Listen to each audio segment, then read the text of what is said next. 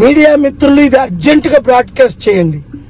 విశాఖపట్నం ఎంపీగా నేను పోటీ చేస్తున్నానని తెలుసు. నేను ఎవరికి ఇప్పుడు చెప్పకూడదు, మన గుర్తు చెప్పకూడదని ఆర్ఓసి ఇచ్చిన రూల్స్ ప్రకారం నేను ఫాలో అవుతున్నాను.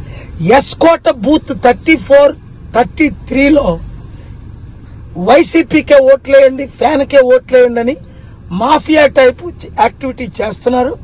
విజయనగరం కలెక్టర్ గారికి, విశాఖపట్నం కలెక్టర్ గారికి నేను కంప్లైంట్ ఫైల్ చేశాను. ఇప్పుడు 11:36 అయింది. వారు ఇమీడియట్ గా రెక్టిఫై చేయమంటారు. ఏమంటారు ఆ పోలింగ్ ఆఫీసరు? అరే మాకు ఇక్కడ నేను ఒక్కడనే ఉన్నాను, రిలీవర్ లేరు సార్ పంపండి అని మా ఏజెంట్ రెడ్డి యశ్పాదం గారితో చెప్పారు. కనుక ఎస్కోట నియోజకవర్గం అంతా అవినీతి జరుగుతుంది. 21 మంది కోఆర్డినేటర్లు తిరుగుతున్నారు.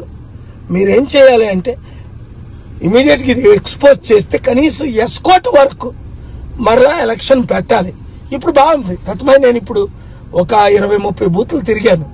కొన్ని ఈవీఎంలు డిలే అయింది. Otherwise it's going well. Youth బాగా బయటకు వస్తున్నారు, వృద్ధులు బాగా బయటకు వస్తున్నారు, ఎప్పుడు ఓటు వేయని వారు బయటకు వస్తున్నారు, మార్పు కోరుకుంటున్నారు. నేను అలా ఓటేశాను, మీరు కూడా మీ ఓటు హక్కును వినియోగించుకోండి. Thank you very much.